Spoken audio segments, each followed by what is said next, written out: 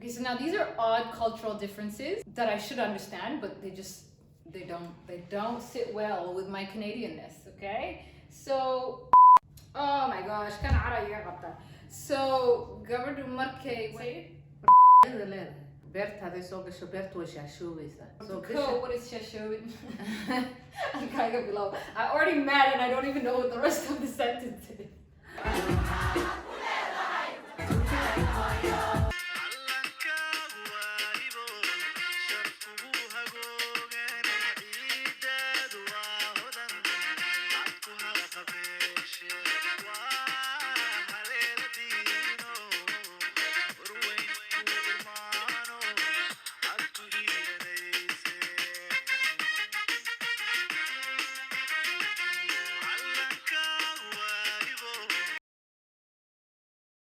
Cool. Maxaad haysaa maanta? Bal soo daa. I have my collection of Somali slang or odd cultural differences that I noticed. Waxaan ka baqayaa inay mar dhow inaanan maqlinba. So, note kan aan ku qoraa. I doesn't even know that I'm paying attention. I didn't want to stop the conversation to ask her, so sometimes I write them down. Waad qorataa. Markii la hadlayo dadka waxaad garan weyda baad meel ku qorataa. Haye. Sometimes waxaan diidaya inaan isku ceebeeyo dadka dee. So sideen yaa. Check. Okay. Danka hadal. Danka hadal. Mobiladaasa danka hadal la yiraahdaa. These little like old school Nokia phones. waxa loogu bixiyayna waxa weeye wax kale ma qabtaan.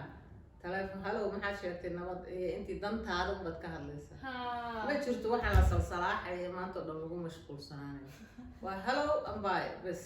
Okay. Danka hadal la yiraahdaa danka hadal. Danka hadal. And if I try it for English, danka hadal, it's a work phone. A work phone ma hal lagu wax kale ku qabanayo. Conversation telephone ku hadal kaliya ayuu qabtaa. Game male, Facebook male, social media male.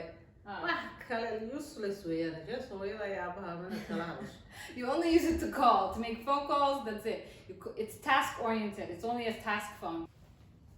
So the other one is, okay, danlawe. Geed baa la yiraahdaa berbero ku yaala danlawe waxaa loogu bixiyayna waxaan shaqahaynina bilaa camalka oo dhan baa fadhiista. So geedkii u bixiyeen danlawe danbo. A tree name is called danlawe. The person who sits under that tree. Ha ma shaqo ma lahayn maalinta. He's usually has no job for the day. So he's jobless and he's under this tree. This is the tree to hang out if you are jobless. Sida team hortanka maxaad u bixisay jibada? Fadhi ku dirir. I didn't know that. Oh, Fadhi ku dirir. Comment below if you actually knew that Tim Hortons or coffee shops for Somaliland is called Fadhi ku dirir. Fadhi ku dirir. They fight in their fadhi. Fadhi ku ku argument. My kurasta la school. Kuras ma jirto wala wada fadhiya waxa qof meel aaday maanta oo dhan kurasta uma. So you're fighting over a seat at Tim Hortons. Okay, cool. Oh, dash way. Tadulka masaxaysan ku maqlaa. Iska ilaali iska ilaali. Dash way yan. Dhaqsadu dhacaysa meel aad ku fikirtid. Baysa dash. It's ku kufaysaa. Ku digaysa. Yes. She'll say dash way yan iska ilaali, as in like dash, literally the sound it makes when you hit the ground. Kadakadik. That one's common now. It means so okay, in case you haven't noticed, a lot of the Somali terms and names and vocabulary come from sound effects. So kadak means like when like you fell, that's the sound you make when you da. And kadig, so what kadali and then what kadigti. So you fell and then you fell again and then you fell and then you fell again. And that is what kadakadig means. Mer ansinain, somewhere that's not even, which is all the roads in Hargeisa. Hajiyat. Hajiyat gari baa la yiraahdaa. It's a trick question. Hajiyati iska ilaali or hajiyati baa soo socota. Or when there's a traffic jam and you're like, what's going on? The hajiyati baa meesha martay. Pickup truck halkan usually pickup truck ayaa xaajiyad oo loo yaqaana oo kuwa jaadka keena.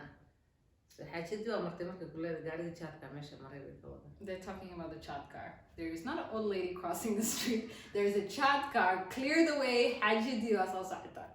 Si waalan bay u socdaan dee. Waa adiga stay away from that. Ha, like the haji duma wana. Laura, yeah, shouldn't you respect the old grandma?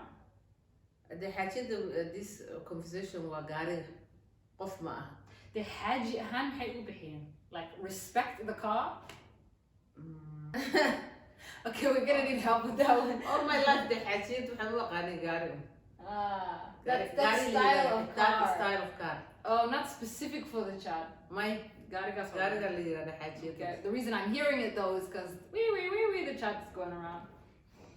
Next. Dameer qadiya. gaariyadan yaryar hadda soo baxay xagga dambe wax ku qaada ayaa la yiraahdaa dameer qadiya. Waxaa loogu bixiyay awal dameerada wax lagu qaadan jiray oo sida platform bay lahaayeen wax la saaro. Marka gaarigan markuu yimid dameerada waa meesha ka baxay. Gaariga hadda loo bixiyay dameerkii uu qadiyay. So now the new car that was brought to town, that is replacing the donkey, shaqadiisa, it's taking over the job of the donkey. So it's literally called donkey starver. You're starving the donkey with this vehicle. Dameerkii baa la qadiyay. Was he taking over the job? Is he so? Yeah, essentially you took the job. It's not the donkey really. You're starving the guy that works with the donkey. You took his job. أنا برايم بقول عادي قاعد أعمل كلكيني. كدس. Yeah. كدس واحد surprise. Oh, okay. The other day somebody in the store was talking about Gary and she said, well, it's so I said كدس by the Garcia information, and I thought, what? I didn't. كدس was surprise واحد لما فلانة. waxaadan filaynin oo lagu sheegay. Oh my god, okay. Duqsi bay laqtay. We actually heard it together for the first time. We're watching some Somali riwayat on YouTube. Markaasuu ninkii u sheegay gabar baa uur yeelatay ninkeeda ma oga waxaan xanuunsataa markii dambe reerkooda u soo kaxeeyo yiri bal gabadhii baan fahmi lahaayay kaalay. Markaas gabadhii la joogtay baa u macnaynaysa oo le gabadha dee duqsi bay laqday.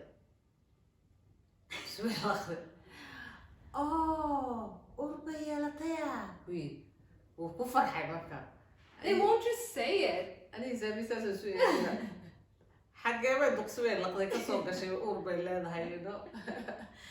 And ceebta xagee ka imanaysaa, just say she's pregnant. Waa caadi you know. Haa way qarinayaan. You're literally married to her. waxbaad ku shubatay dina. Oh my god. waxbaad ku shubatay. Maya ku shubashada. Ku shubasho waxaan u aqaanaa telefonka inta lacag lagu shubto oo telefonka ku shubasho ku hadal lagu shubto. Okay, so kushubasho is putting money, uploading money credit onto your phone. That's the term. Well, you literally poured money into your phone. So now the guy is using that term. He's using another term in the same film to explain to another person that my tongue is not right with the duqsi. Okay, so duqsi bay laqday markuuna fahmin bay haddana wiil baa u macneeyay wuxuu yidhi waryaa kushubashadii aad ku shubtay wuu booday. He already knew what they were talking about. So ridiculous. Kushubashada. Anyways, kabood, pregnancy. You could just say she's pregnant. Kor. Beelkaasaa koor la yiraahdaa. I think kor waxaan. The reason this came up is because there's camels going around and one of them has a little, I called it a little gambaleel bu xiran yahay. Everybody looked at me. They laughed at me actually. I thought it was a bell. He's wearing a bell necklace. The terminology among camel herders, there's like all these different words and terms. Anyways, we're just with the street slang for now. Way, suge. And kagersiye. So now these are odd cultural differences that I should understand, but they just they don't sit well with my Canadianness, okay? So eray la oranayo, an example, when it rains you get hungry, but in Somali waxay ku oranayaan maanta ma gaajooday ma idhi hoy I'm so hungry today, what's going on? Hadde roob wayaan. hawada isbedesho dadka gaaja qabata way dhacdaa kan Soomaaliya maanta roobka da'o roodhida aad baa loo gataa. So you have actual proof of this. She at her storefront, she said basically the days that it rains, she runs out of bread in like 20 minutes. Dadku way gaajoodaan. No quick food, no bread. The bread waa la soo doontaa. Okay, I'll accept that one because I experienced it. Yes, they tie a plastic bag on something if it's leaking. Kan markay furka lagu xiro marmar baa markay biyaha ay halka ka daataan. Marka plastic bag bay saaraan markaasay furka ku xiraan. Leak proof weeyaan markaas si kasta u daadin kartaa ma daadanayo. The African brain. That one is so smart. Gabadh diidani kaa waa genius. Anagu waan tuuri lahayn mid cusub u qaado. Waste. We're such waste. Africa la jooga waxa waste ma jiro. Wax walba wax loo baahan. Okay, like in Tikala, the next one is actually a waste. But the way they use their broom, the opposite way. Saasay ku xaqan. Sida Arka ma qabataa? broom soo loo ma xaqo. Saasay ku xaqayaan. Hamari. Meeqa jeer baan arkay meheradaha sida wax ugu xaqaya xil baa iga qabta. You're gonna be finish your broom in like 2 seconds if you sweep. So this is the gesture instead of sweeping. That's so totally different. I have to read my notes, they're not good. Miiga hala geeyo. Example kan ku siin miiga wax walba loo geyn karaa, they always say different reasons. But ninkan wuu xanuunsanayay, lugtu ka jabay. And lugtiisa weli mu bugsan, so he broke his ankle and he's still not healed. And the whole neighborhood saying, miig in la geeyo ahayd, should have took him to the countryside. Waxa weeyaan qofku markuu jabo xaaska laga fogeeyaa. I don't know what mentality ay iyaga garanayaan. How would you have to remove them from the wife? Isn't the wife the whole, what did they say, in sickness and in health? She's supposed to be the one. Isaga soo bogsado ayaa loo kaxaynayaa maaha lagama wada qaadanayo. Waan gartay. Markuu soo bogsado wuu soo noqonayaa. Maxaa degdeg u bogsiinaya? How he's gonna heal faster? Wife-ka u daran.